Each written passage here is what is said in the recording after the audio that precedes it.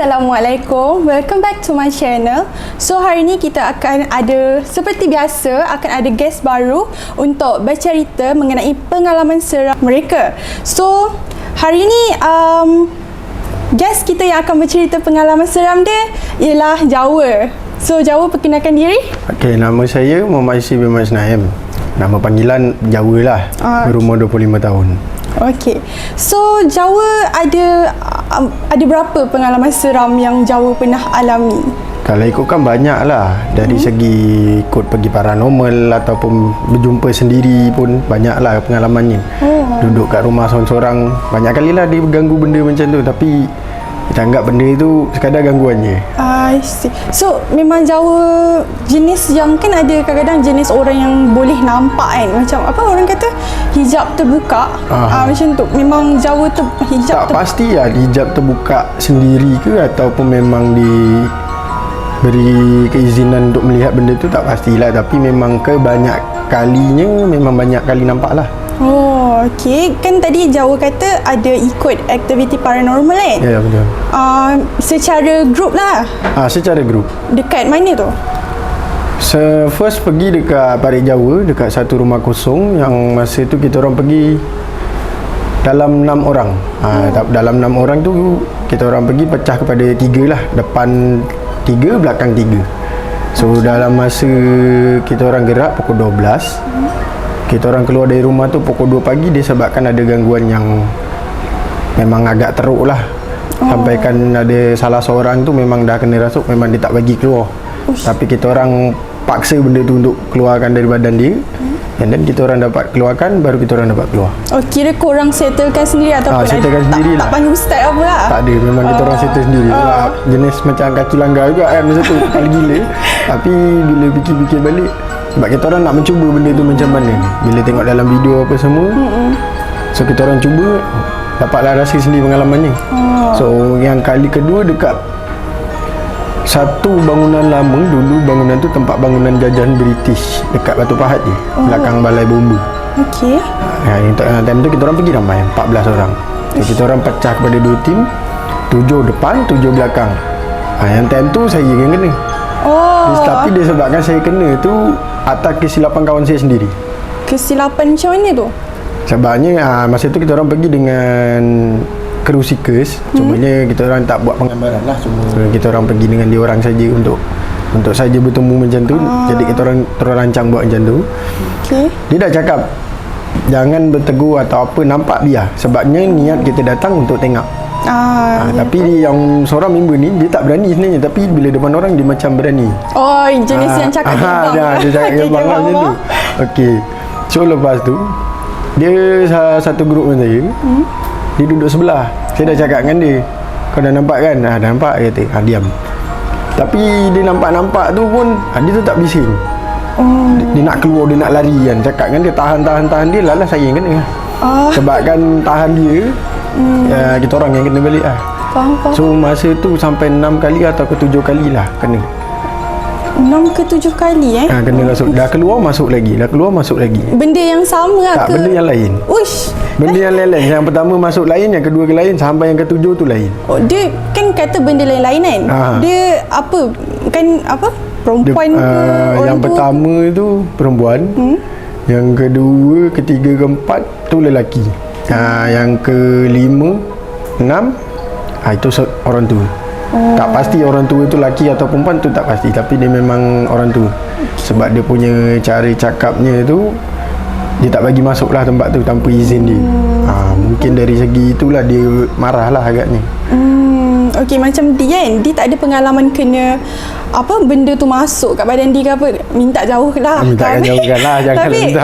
nak tanyalah macam mana, apa rasa bila benda tu masuk dalam badan kita? First dia benda ni dia akan masuk bila mana tempat badan kita ni ada bocor. Masuk bocor ni dia kira macam kita macam baru baik daripada sakit. Tak kira lah demam ke atau apa. Lepas tu semangat kita lemah. Semangat lemah, dia akan masuk dari mana. Biasanya lah dia akan masuk sama ada dari kuku kaki ataupun sebelah sini lah, sebelah leher. Dia automatik nanti kalau dia nak masuk, kepala kita mesti tiling sendiri. Sebab benda tu nak masuk. Lepas tu dia akan rasa sikit panas lah tempat yang dia masuk. So bila masuk, memang terus gelap lah. Kita dah tak nampak apa, dah tak sedar apa. Memang terus Terus gelap macam ibarat kita tidur. Oh ya ke? Memang tak sedar. Yang kalau bercakap pun bukan kita lah. Benda tu yang bercakap. Habis bila bangun tu badan rasa apa? Memang badan rasa letih lah. Sebab benda tu sampai 7 kali. Itu 6 kali. Yang tahan saya seorang, 10 orang tak boleh. 10 orang yang tahan tu semua terpelanting lah. Ada satu, kita orang ada buat video, cuma video tu dah tak tahulah masuk YouTube ke tak. Tapi memang katanya ada masuk YouTube, cuma tak ingat dia punya channel dia apa. So tu lah, memang nampak dalam video tu 10 orang yang tahan, 10 terbang. Terpelanting lah kiranya. Sebab kan yang last tu lah, yang kali ke-6 tu yang orang tua tu masuk. Kira tu memang penunggu dekat kawasan tu. Mungkin lah dia penunggu dekat kawasan tu. Okay. So kita beralih pada apa yang Jawa nampak dekat rumah. Yang kat rumah tu macam ni, dia kira penjaga lah kawasan rumah tu. Sebabnya ialah orang dulu kita tak tahu apa yang ditanam kat rumah, kat tanah kita kan. So benda tu yang saya nampak, seseorang tua perempuan. Kira dia dah bertongkat lah, membungkuk apa semua kan. Tapi kita nampak tu, kita tak bertegur apa lah, kita biar je. Sebab kita tu yang kita fikir, kita kat dunia ni bukan kita seorang yang hidup. Betul. Bermacam-macam benda yang hidup. So kalau kita nampak kita tak kacau dia takkan kacau kita. Tapi kalau kita kacau dia, confirm dia akan kacau kita balik lah. Betul. Okay, so selain join paranormal, nampak dekat rumah lagi, apa? Banyak lah. Kalau ikutkan balik kerja malam ke apa, gangguan setakat kerana kalau naik motor seorang-seorang tak tahu berat. Banyak kali. Cumanya kalau naik motor berat tu, kita jangan panik lah. Kalau kita panik, habis lah. Memang tak ke mana kita pergi. Faham. So macam pernah tak macam nampak yang apa yang orang kata macam berdamping dengan dia lah. Pernah juga. Tapi yang berdamping tu, itu orang hantar lah masa tu. Orang hantar? Dia nak kenakan, tapi kita dapat tahu dulu awal. Dapat rasa. Kita jumpa kat luar. Sebab masa tu kat rumah ada budak kecil. Jadi kita tak nak libatkan budak kecil. So saya keluar rumah, saya tunggu dia kat luar. Memang dia datang. Tapi jangan ditanyalah mukanya macam mana. Memang sehodoh-hodohnya, tapi kita beranikan lah. Sebabnya kita cakap dengan dia, salah aku apa dekat tuan kau. Aku tahu tuan kau ni siapa yang buat kan. Tapi dia tak nak cakap kan siapa tuannya. Tapi kita tahu. Cuma kita ni malas, tak naklah benda tu berpanjangan. Saya cakap dengan dia, pergilah balik. Mana kau punya tempat asal, kau balik. Sebelumnya aku buat yang lebih teruk pada dia lah.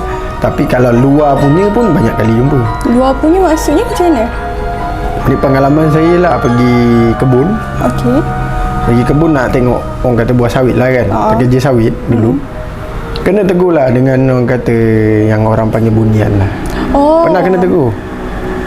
Dia tanya nama siapa apa semua, cakap bagi tahu nama betul, jangan jujur. Sebab pengalaman dari orang tua, dia cakap jangan tipu lah kalau jumpa benda macam tu. Sebab dia akan tahu kalau dia tipu, kalau kita tipu lah, silap-silap tak jumpa jalan balik. Kira dia marah dia marah sebab tipu dia.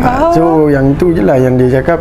Tanya ni. Okey, cakap kan dia cakap jangan buat apa-apa yang tak baik dalam tempat dia. Cakap dia minta maaf lah kalau dia tersinggung ke apa kan. Sebabnya yalah, dalam kita tengok kebun macam kebun biasa.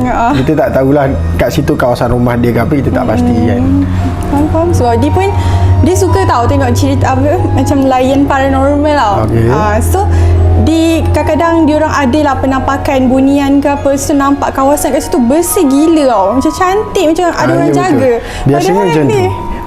Padahal tempat tu tempat lama. So macam kita kan boleh nampak tempat tu bersih ke tak, kebun tu bersih ke tak kan. So macam macam ni rupanya. Macam tu lah. So ada tak benda-benda tu pernah kacau family Jawa?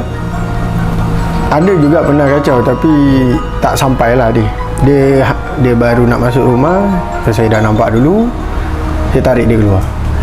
Kira Jawa kira menghalang dia lah. Menghalang dia daripada ni, orang kata bacaan-bacaan apa kan. Kita menghalang dia daripada dia nampak pintu masuk rumah kita kat mana. Sebabnya banyak kali lah. Kalau balik time maghrib lah biasa kena. Memang sebab kita pertukaran waktu, dia siang kita malam. Jadinya memang banyak kalinya kena time maghrib. Tuan Maghrib So kan macam yang tadi balik pada cerita paranormal tadi kan. Okay. Selalunya masa tu korang buat pukul berapa? Kebiasaannya mesti 12 ke atas. 12 ke atas. Start masuk biasa dalam pukul 12.30, keluarnya mesti sebelum subuh. Biasanya keluar sebelum subuh lah kalau tak ada gangguan lah. Tapi kalau ada gangguan, tengok juga. Kadang yang macam itu hari tak bertepat, tim yang saya depan dah keluar dulu, tapi tim yang belakang belum ada gangguan, jadi biar dulu sampai dalam pukul 4 lebih lah baru dia orang keluarkan. Tapi yang belakang tak ada gangguan, cuma dia ada gangguan, cuma gangguan dia tu taklah macam mana yang saya kena lah. Faham. So pernah ni macam ada orang hilang, pernah ke? Orang hilang tu pernah alami lah. Pernah alami lah. Cari member tak jumpa kat Bukit Moh. Kira masa dia hilang tu berapa lama? Tapi masa tu macam kita orang yang pergi ni masing-masing ada dia punya bacaan dia sendiri, ada yang dia belajar apa semua beragama kan. Jadi dia orang cari, kita orang tunggu tu cari dia dalam 1 jam lebih lah, dekat 2 jam jugalah. Rupanya dia hilang tu, dia jalan dulu. Okey. Kita orang menyusul, ingat kan dia dah sampai bawah, tak ada. Patah balik kita balik. Kita orang baca lah kan kat mana yang tempat yang kita orang rasa dia ni terpisah. Rupanya bila dah habis baca, muncul kat sebelah je. Lah. So, kira selama ni dia nampak korang tapi korang tak nampak dia ke macam mana? Dia cakap dia tak jumpa jalan. Dia patut dia ada satu sempang tu. Patut jalan tu kita orang ambil kanan. Dia pergi belok kiri. Dia kata dia nampak jalan tu je. Dia tak nampak jalan kanan tu. Itu yang dia terus tak jumpa apa. Dia pusing-pusing dia kata kat situ je. Dia tak nampak orang, dia tak nampak apa. Okey, faham. So, ada apa-apa lagi yang Jawa nak share ke? Kalau nak share bab tu, nak kata kita ni kat hidup kena ingat bukan kita seorang je, bukan umat manusia je hidup kat dunia. Kita bermacam-macam yang hidup kat dunia. Jadi masuk tempat orang, mulut nak kena jaga. Kalau tak kira lah apa sekalipun, masuk bagi salam. Kalau yang beragama Islam bagi salam lah. Kalau yang tak beragama Islam tu wallahu alam lah dia macam mana masuk tempat tu kan. Tapi kena hormat lah tempat kena hormat orang, tempat tu sebab kita tak tahu apa yang ada kat situ. Okay, so korang itulah cerita pengalaman seram daripada Jawa. So kalau korang nak dengar lagi cerita-cerita pengalaman seram daripada AIC team yang lain, korang boleh komen kat bawah. Ingat, bukan kita saja penduduk kat bumi ni. So kalau korang ada pengalaman seram ataupun sama cerita korang lebih kurang sama dengan Jawa ke, korang boleh komen. And itu saja pengalaman seram kita untuk hari ini. Bye-bye. Assalamualaikum.